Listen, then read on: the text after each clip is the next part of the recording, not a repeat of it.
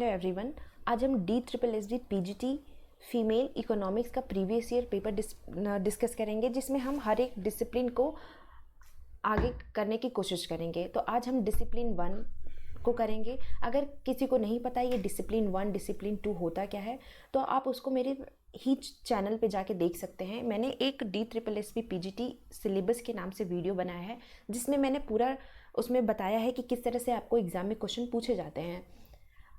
हम हर एक डिसिप्लिन में 20 क्वेश्चंस होते हैं। हर एक डिसिप्लिन के 20 क्वेश्चन का सेट हम यूज़ करेंगे और बाद में मैं इसको एक मैराथन वीडियो भी लेके आऊँगी, तो आप उसको ज़रूर देख लीजिएगा, तो आपके प्रैक्टिस के लिए इजी रहेगा।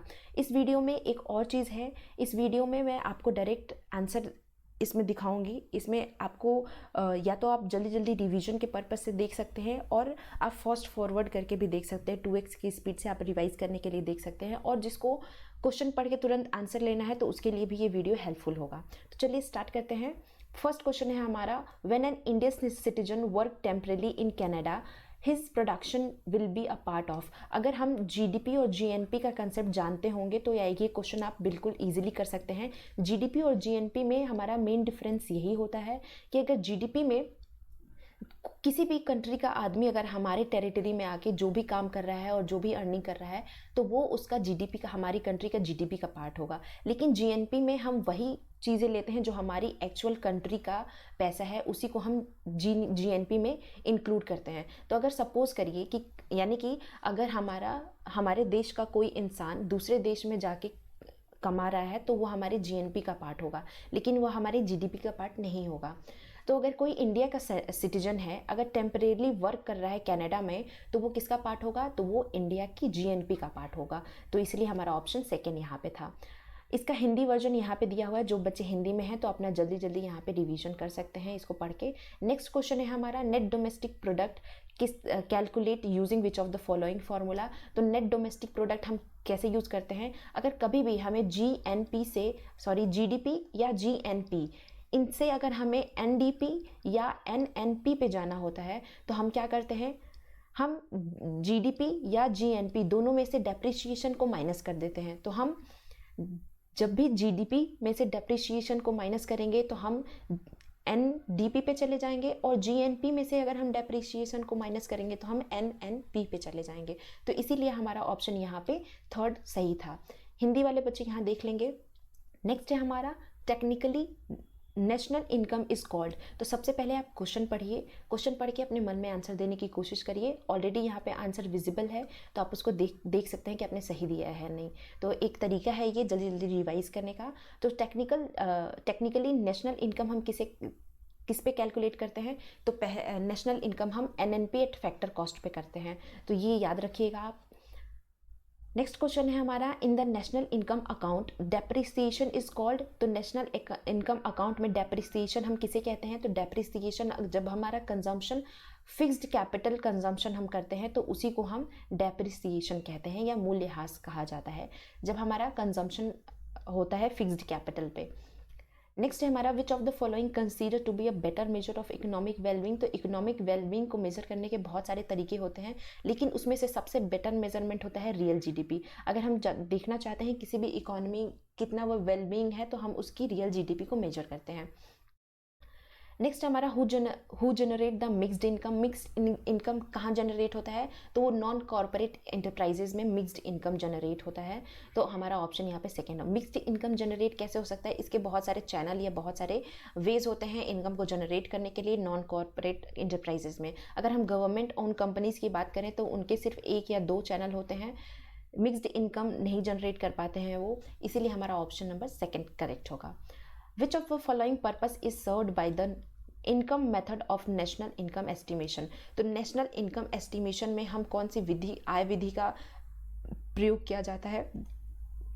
तो नेशनल इनकम एस्टिमेशन में इनकम मेथड हम तब यूज करते हैं जब हमें ये यूजफुल होता है, किसके लिए? प्लानिंग के लिए, और कैसे हम इनइक्वालिटी को रिड्यूस करते हैं इसको देखने के लिए हमारा ये इनकम मेथड यूज करते हैं हम।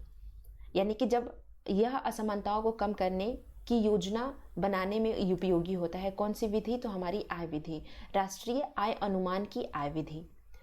इसका उद्देश्य यही होता है कि हम योजनाओं में वो हेल्प हो सके।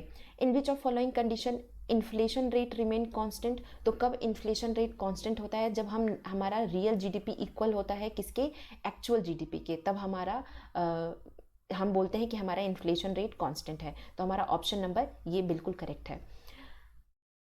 नेक्स्ट है हमारा which of following is not one of the component of GDP, तो जीडीपी का कंपोनेंट क्या नहीं होता है, तो एक्सपेंडिचर जीडीपी का कंपोनेंट नहीं होता है, जबकि हमारा जीडीपी में कंजम्पशन, गवर्नमेंट परचेज और नेट एक्सपोर्ट आता है, वह नहीं आता है।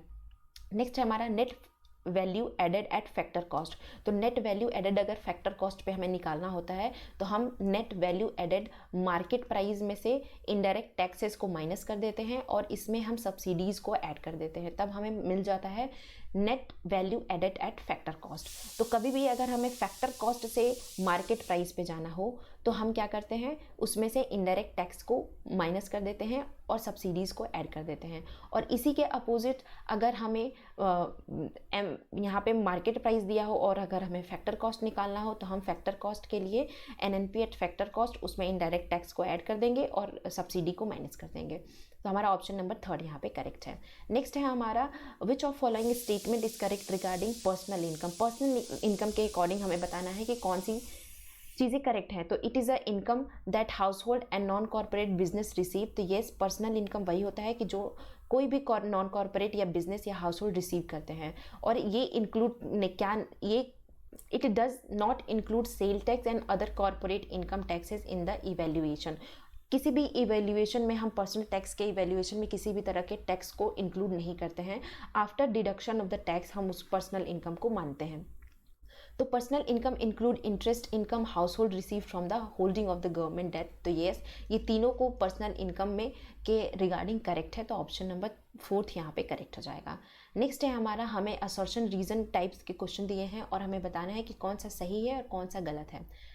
ये दोनों सही है, इसकी क्या व्याख्या है। तो child care provident fund in day care centre is a part of GDP, तो जीडीपी का पार्ट क्या होगा, जो भी हमारे टेरिटरी के अंदर कोई भी तरह के फंड या कोई भी सेंटर चलाए जाते हैं तो वो जीडीपी के पार्ट होते हैं, तो ये जीडीपी का पार्ट होगा। And GDP uses market price to value goods and services and exclude the value of almost everything that take place outside the market. तो जीडीपी क्या करता है, ये हर तरह के वैल्यू को रखता है गुड्स एंड सर्विसेज को, लेकिन एक्सक्लूड करता है वो सब चीज़ को जो कि आउटसाइड होते हैं। तो यानी कि ये दोनों बिल्कुल सही है और ये करेक्ट एक्सप्लेन भी करता है, इसीलिए ऑप्शन नंबर 3 यहाँ पे एकदम करेक्ट है। नेक्स्ट चलते हैं हमारा, for a particular year nominal GDP of India is, किसी भी पर्टिकुलर ईयर में हमारा नॉमिनल जीडीपी कितना है 14,500 और रियल जीडीपी हमारा दिया है 5,000। हमें जीडीपी डिफ्लेटर निकालना है, तो अगर आपको जीडीपी डिफ्लेटर का फॉर्मूला ना पता हो तो जीडीपी डिफ्लेटर का फॉर्मूला होता है nominal GDP upon real GDP, nominal GDP upon real GDP into 100। तो अब हम जो वैल्यू हमें दिया हुआ है उसको हम यहाँ पे पुट कर देंगे। तो नॉमिनल जीडीपी का हमारा वैल्यू है ये, और हमारा रियल जीडीपी क्या है 5,000 और इंटू 100। इन दो से ये दो कैंसिल आउट हो गया, ये 1 से ये कैंसिल आउट हो गया। अगर हम इसको डिवाइड करेंगे तो ये हमारा 2 टाइम्स ये 2 टाइम्स चला गया और ये 9 और ये 0, यानी कि 290 हमारा आंसर होगा। तो 290 हमारा सेकंड में है, तो ये करेक्ट हो जाएगा। नेक्स्ट क्वेश्चन है हमारा, when marginal propensity to consume and marginal propensity to save is added. अगर हम कभी भी मार्जिनल प्रोपेंसिटी टू कंज्यूम और मार्जिनल प्रोपेंसिटी टू सेव को ऐड करते हैं तो ये हमेशा 1 के इक्वल होती है, और इसी को हम बैलेंस बजट भी बोलते हैं। तो हमारा ऑप्शन नंबर 1 करेक्ट हो जाएगा। नेक्स्ट है हमारा, the total personal income that house hold receive consist of income created from the production and.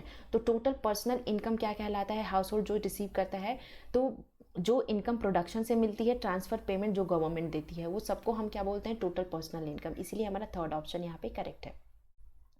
Next हमारा, which of following result due to decrease in marginal propensity to save. तो marginal propensity to save अगर हमारा decrease होगा तो इससे क्या होगा, इससे हमारा जो मल्टीप्लायर है वो इंक्रीज हो जाएगा, क्योंकि मल्टीप्लायर और मार्जिनल प्रोपेंसिटी टू सेव में दोनों में इन्वर्स रिलेशन होता है। इन्वर्स रिलेशन क्यों होता है, अगर हम फॉर्मूला देखें तो k is equal to 1/1 minus MPC, और या तो हम k is equal to 1/MPS लिख सकते हैं। तो मार्जिनल प्रोपेंसिटी टू सेव किस में है, यहाँ पे नीचे है, डिनोमिनेटर में है। तो अगर ये ज़्यादा होगा तो ये कम होगा, और ये कम होगा तो हमारा मल्टीप्लायर ज़्यादा होगा। तो यहाँ पे हमें बोला है कि ये डिक्रीज हो रहा है, तो इसीलिए मल्टीप्लायर हमारा इंक्रीज होगा। तो ऑप्शन नंबर सेकंड हमारा करेक्ट हो जाएगा। नेक्स्ट है which of the following statement regarding LM curve is not correct. तो LM कर्व के अकॉर्डिंग क्या करेक्ट नहीं है। अगर हम आंसर की बात करें तो the LM curve shift to the leftward when money supply increases. अगर हम एक यहाँ पे तुरंत हम बना लेते हैं, हमारा ये LM कर्व है, सॉरी ये हमारा IS कर्व है और ये हमारा LM कर्व है। तो अगर LM कर्व हमारा इंक्रीज करेगा तो हमारा ये राइटवर्ड शिफ्ट होगा। LM कर्व इंक्रीज होने की वजह से ये राइटवर्ड शिफ्ट होगा और इसकी वजह से हमारा मनी सप्लाई यानी कि इंक्रीज हुआ है। जब हम LM कर्व को इधर करेंगे तो पहले मनी सप्लाई इतनी थी, अब मनी सप्लाई इतनी से इंक्रीज हो गई, लेकिन ये बोल रहा है कि लेफ्टवर्ड शिफ्ट होगा, तो लेफ्टवर्ड नहीं, ये राइटवर्ड शिफ्ट होता है, इसीलिए हमारा ये ऑप्शन गलत है। बाकी अगर हम LM कर्व की बात करें तो ये बाकी जो ऑप्शन है ये करेक्ट है। LM कर्व के अकॉर्डिंग हमें नॉट करेक्ट बोला था, तो यही नॉट करेक्ट होगा, क्योंकि अगर हम फिगर बनाते हैं तो भी हम देख सकते हैं इजिली कि LM कर्व जब हमारा राइटवर्ड शिफ्ट होता है तभी हमारा मनी सप्लाई इंक्रीज करता है।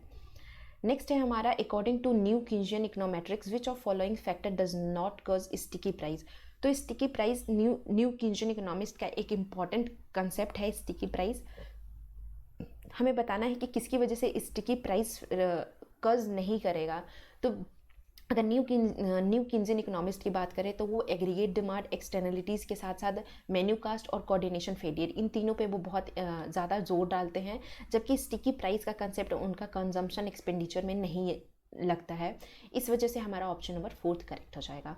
नेक्स्ट है हमारा एक फैमिली है जिसकी इनकम कितनी है 8,000 रुपये, वो स्पेंड कितना करता है अपना 4,000 रुपये, और तो हमें बताना है कि एवरेज प्रोपेंसिटी टू कंज्यूम क्या होगा। तो एवरेज प्रोपेंसिटी टू कंज्यूम निकालने के लिए हम क्या करते हैं, हम जितना इनकम कमाते हैं मतलब एवरेज प्रोपेंसिटी टू कंज्यूम, हम उसको डिवाइड कर देते हैं। अगर हम इसको डिवाइड करते हैं तो ये हमारा कंजम्पशन है और इसको हम डिवाइड कर देंगे इससे, तो ये कैंसिल हो गया, और ये 8 से अगर हम 4 को डिवाइड करें तो ये 0 और ये 0, तो 85, यस, तो हमारा ऑप्शन नंबर 0.5 हो जाएगा। नेक्स्ट क्वेश्चन है which treasury will replace 91 day tap treasury bills in 1997। तो कौन सी ऐसी ट्रेजरी बिल है जिसको रिप्लेस कर दिया गया था 91 ट्रेजरी बिल में 1997 में। तो वो ट्रेजरी बिल का नाम है 14 डे इनिशियल ट्रेजरी बिल। तो ऑप्शन नंबर 3 यहाँ पे करेक्ट हो जाएगा। तो अब आज हमने डिसिप्लिन 1 को पूरा किया। अब हम नेक्स्ट वीडियो में डिसिप्लिन 2 को करेंगे। अगर आपको वीडियो अच्छी लगी हो तो सब्सक्राइब ज़रूर करें और अपने फ्रेंड के साथ शेयर करें। Thank you so much and stay